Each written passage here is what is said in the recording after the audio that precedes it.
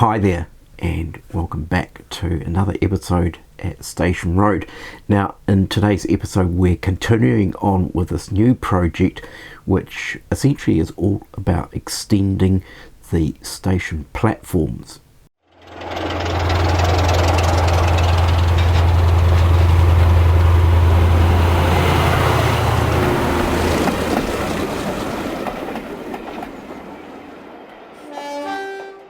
So you'll no doubt recall from the previous episode, in order to prepare for the extension of the station platforms and basically a station rebuild, of course there was some modifications to make to where an old piece of track work used to be, an old bridge and an old tunnel.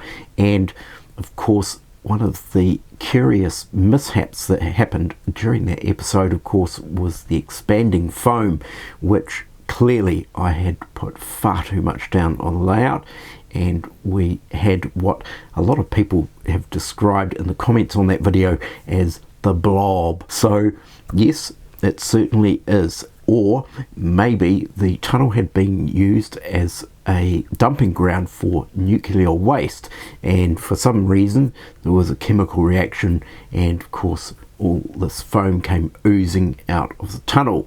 So of course in the video I had remedied the situation, and of course it ended up looking far more respectable than a big giant blob.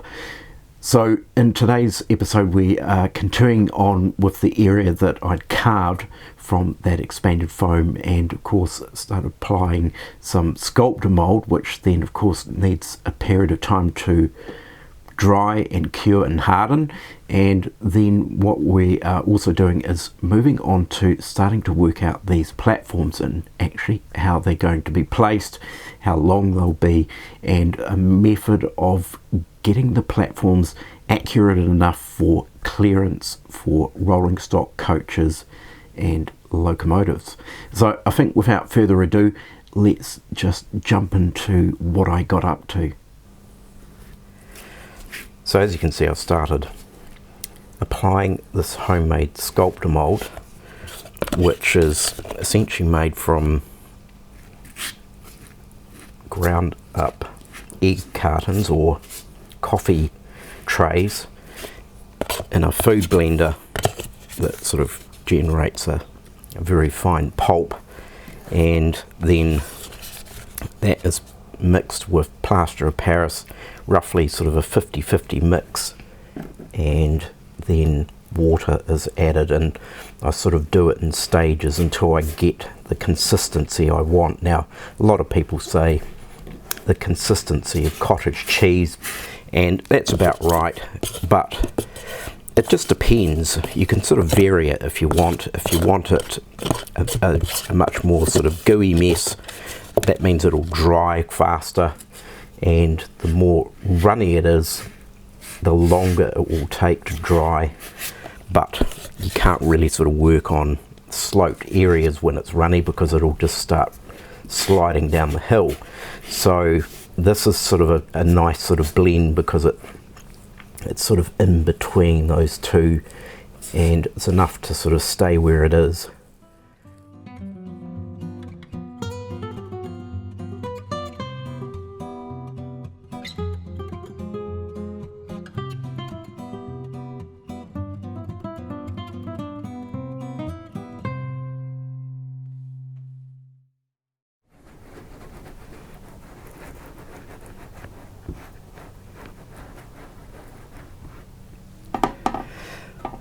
So I'm just going over the sculptamold now, just dipping my hands in some water, and I mean not drenching it, but being quite sort of medium liberal about the water, and just using my fingers to just smooth out the overall appearance of it. And that's great. It's just really workable to sort of blend it into any existing landscape.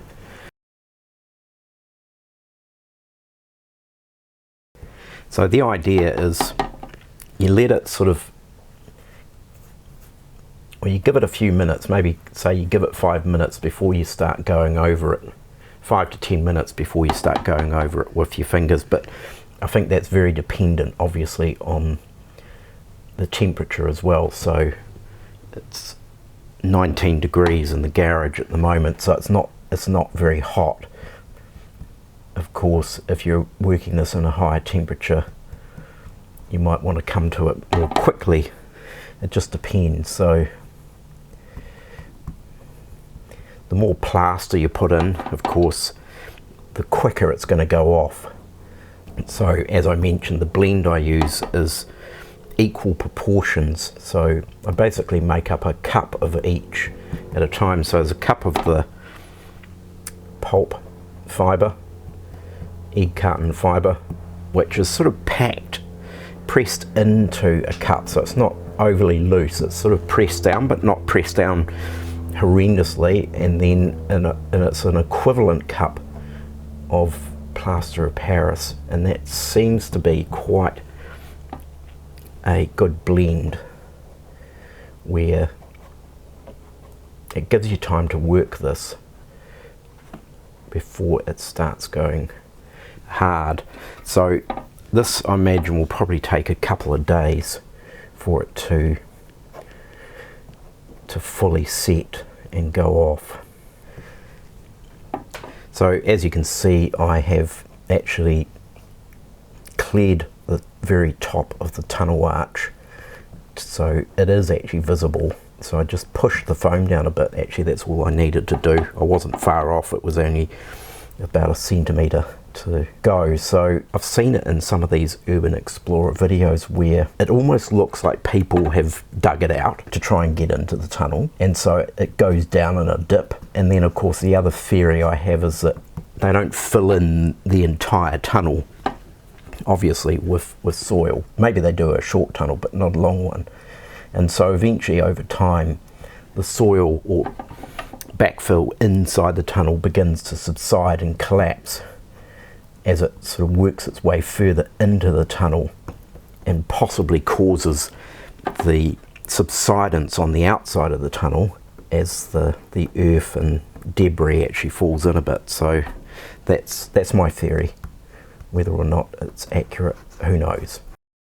Right, so I'll leave that.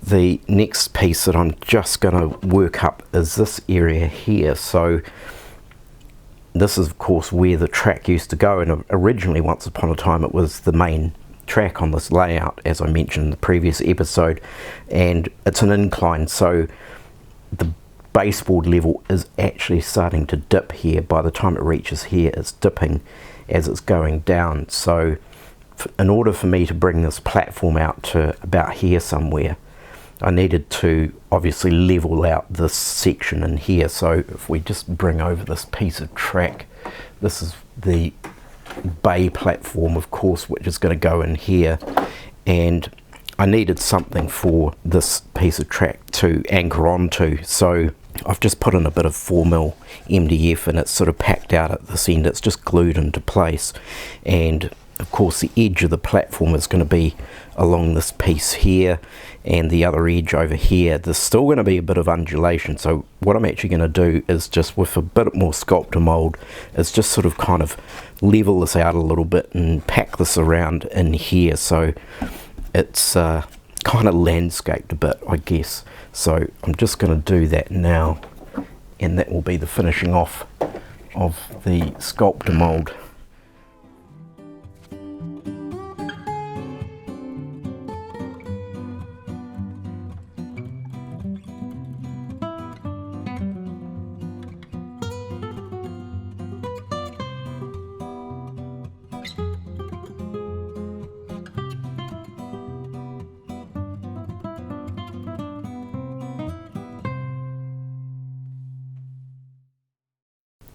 Right, so I've now filled in the areas around here with Sculptamold.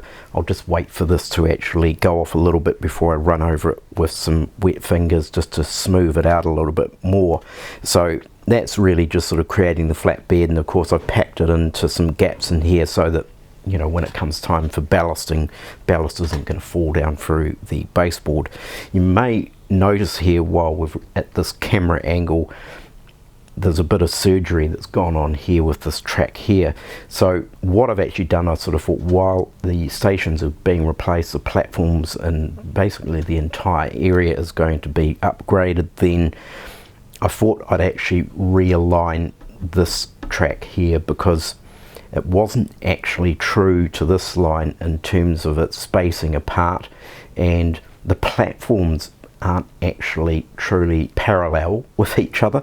They're slightly wider at one end and narrower at the other, and it's always sort of bothered me. I mean, it's neither here nor there, but I sort of thought, well, if I'm doing this, I might as well do this. So I've had to actually pull up a little bit of ballast through here, and of course realign the track so the distance at this end of the station area, the platform area, is the same as it is down at the other end. So I think that's certainly going to help. It means that the platform alignment with the road is going to be different, but I'd rather have that than the alignment between the two platforms not being parallel. So now that all the homemade sculptor moulding has been completed, and while we wait for it to dry, it's now actually the next day, and it is slowly going off. It does take a bit of time. We're still in the cooler months here in New Zealand, so I expect maybe a few days, I think, before it really starts to dry out. So in the meantime, we're going to look at these platforms now. As I mentioned, I've realigned, well, this track here, because it used to be further over this way, and it was the distance between these two rails was wider here than it was down here.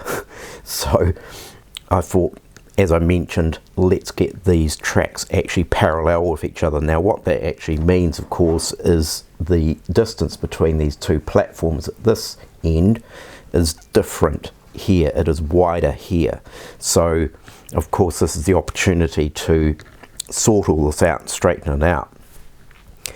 So we've got our bay platform line in here, and I've just got a bit of timber wedged in the flexi track. It actually fits nicely between the rails, and of course that's keeping it absolutely dead straight so that I can sort of shift it around in one piece like this to make sure that the distance between this track and that track is also parallel. So starting from that point, making sure it's parallel. Now the other aspect that I have to consider is along here, it's sort of straight, more or less straight here, and then it's slowly, and it's a very gradual curve into, of course, where the viaduct is. So, and the same for this one as well. So this is where we're just going to go through a process of working out, right, well, how do I sort out the platforms? How do we know how to construct these platforms so that they align with the track, but also obviously provide the clearance that it needs? And as we know, particularly with larger long wheelbase coaches and rolling stock or locomotives, as it goes around a curve, of course it's going to actually overhang the track a lot more than it is actually on a straight section of track. So it's not going to be so critical here, but certainly down here, because if we just move this footbridge out of the way, I actually want to take this platform further into this V shape here. So I have seen quite a number of examples of platforms that almost go right down to almost sort of like here, which to me seems quite pointless, but nonetheless I'm going to take this further down to a point here rather than it finishing where it is at the moment. So what I'm actually going to do is we'll just take this platform out. We're going to work with the island platform first. I think this is going to be a different kettle of fish in here, and I have some plans for this, but I'm still sort of mulling them over and thinking them through at the moment. So I know that this has got some wiring in it, and that's got lights and so forth in it. So this is our existing platform, and I built this several years ago and of course it's got lighting. Well, it's got the freestanding lamps, and then there's a bit of lighting in this building here. I am actually going to keep all the populated items on here, so for the lamps, all the people and so forth. So I am going to strip this down to the bare bones, and then I guess possibly I might put it on Noction website. Somebody might want it. So yeah, that's that platform. Now I'll just pop that over here. So what I've got here, and this is I used to work in the signwriting industry many years ago, and this is what's called application tape. So it's what's used to actually apply the computer cut vinyl to signage and vehicles and so forth.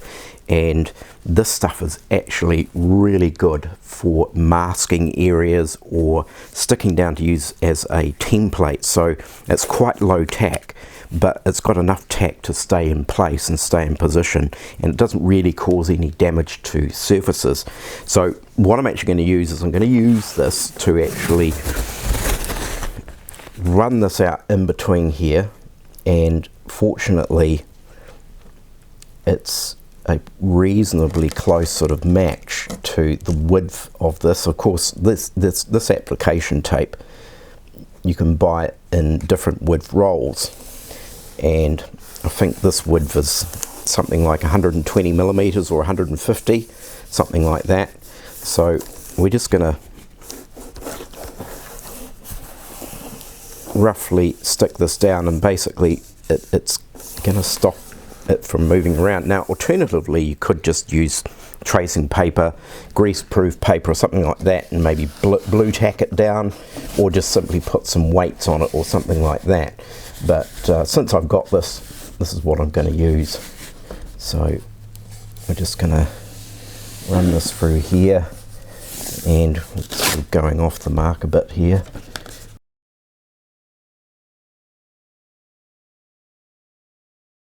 So straight away actually you can see the distance. So I've got that sort of lined up with these rails. We now know that this track is actually not parallel, so I actually need to move it over to about there, which is that's roughly parallel now with these two tracks, so the distance here and the distance there. So that's quite interesting, really. Means that this wall here is not parallel now.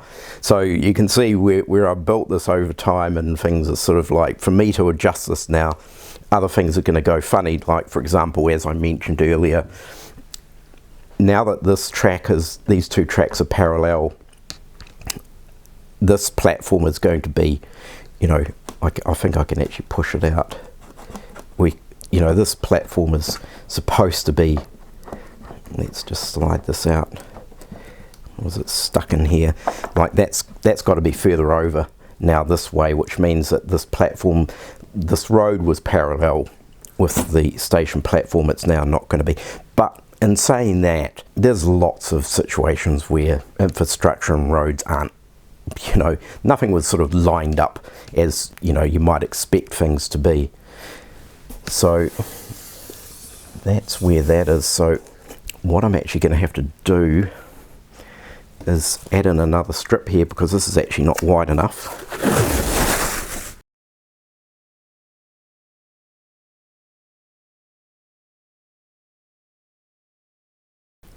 Right, so these are more or less parallel.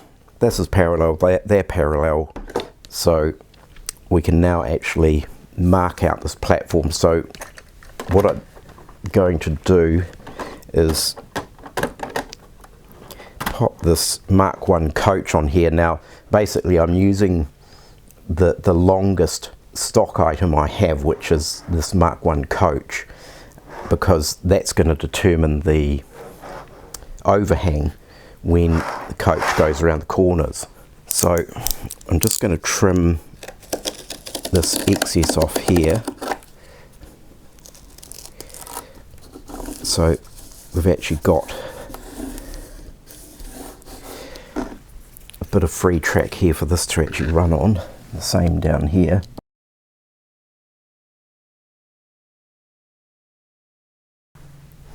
So what I'm actually using is a builder's pencil, although this one here is from Plumbing World, and basically I'm just placing this pencil. I'm using the builder's pencil because it's got a nice flat edge on one side, and I've sharpened this up with the craft knife, so I'm just anchoring the pencil to the side of the coach and just holding it there, and then just running this coach along the track.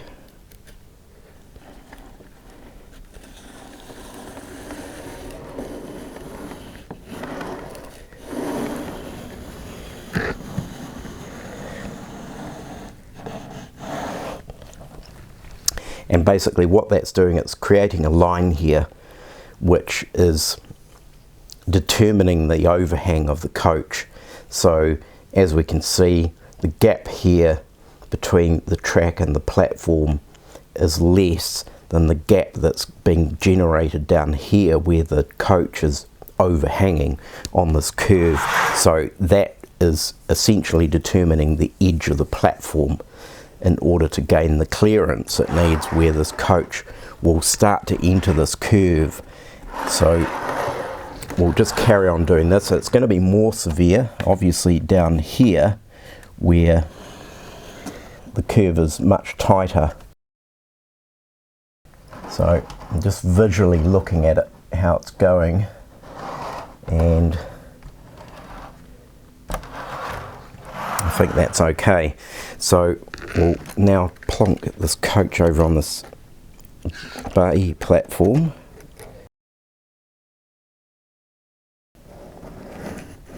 Got to better actually have the pencil in the right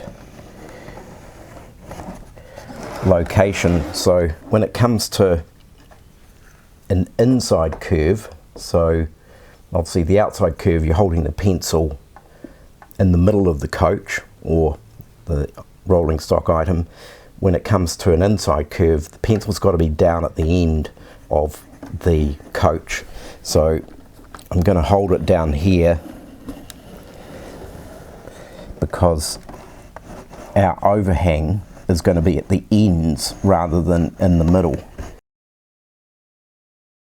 Right, so we've now got our two lines, and as I mentioned, the pencil being held at the end of the coach rather than in the middle is giving us our clearance for this inside curve.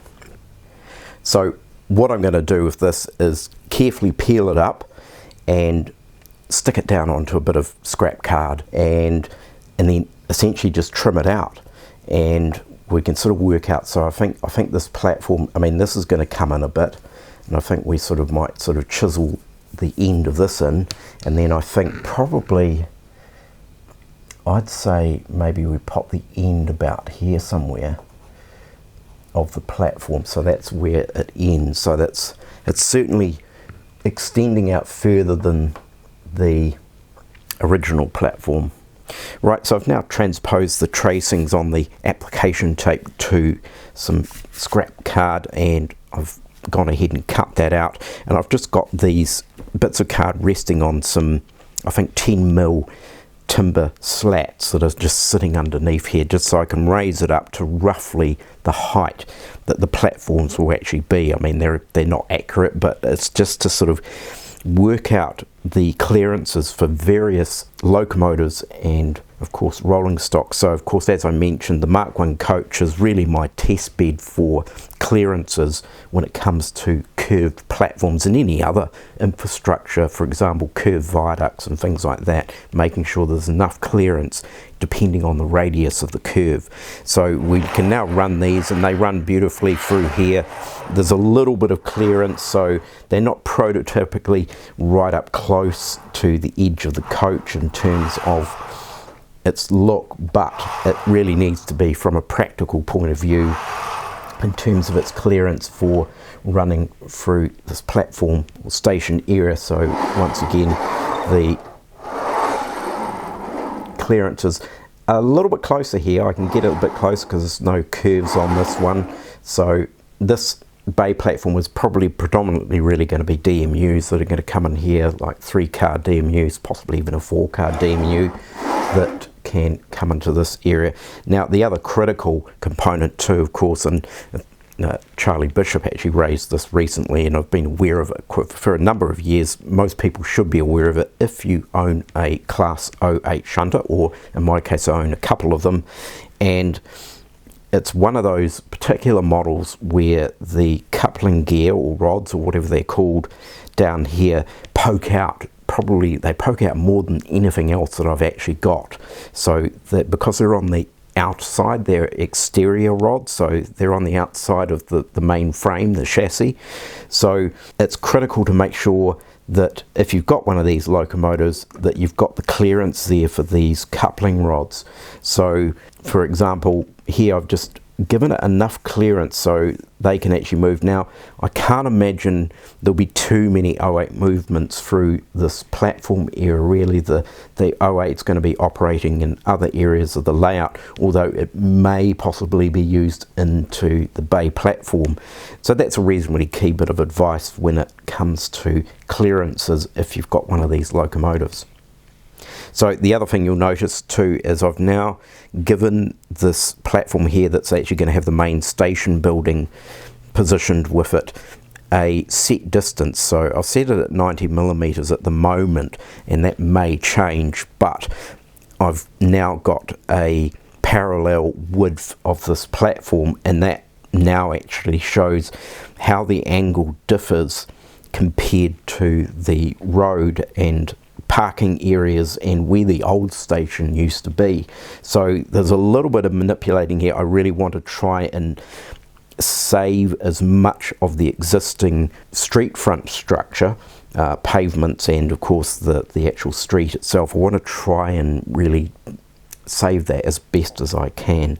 So that's where I'm at this stage, and I think I'll leave it here for this particular episode. So I think probably in the next episode we'll actually be getting back to our infilled tunnel and doing some base colour on the sculptamold and static grasses, vegetation and things like that. We could actually work on that area sort of independently, and I may actually look at sort of recladding the buttresses where the old bridge was. So that's just a Metcalfe sort of stone texture, and I think I might actually change that maybe to the engineer's blue brick so that it actually ties in with the tunnel mouth, so it looks like, well, obviously this was all built around the same time. So obviously once we've sorted out that infilled tunnel area with a little bit of scenic treatments and things like that, then it's going to be getting back to these platforms. Now the plan is they are going to be laser cut platforms,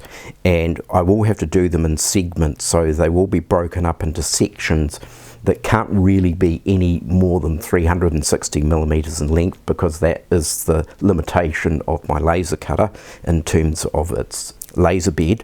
So there's that, and then there's looking at the station building and also the platform shelter for the island platform, and I've got an idea, but it's too soon to sort of delve into it, I should say. So hopefully in the next episode I'll be able to give you a little bit more information about what my plans are for the station buildings. So there we have it for today's episode, and thankfully in this particular episode there were no major mishaps or anything like that. I think everything sort of went according to plan. So as I mentioned, of course, in the next episode we'll head back to this filled in tunnel entrance and actually start doing some of the scenic treatments.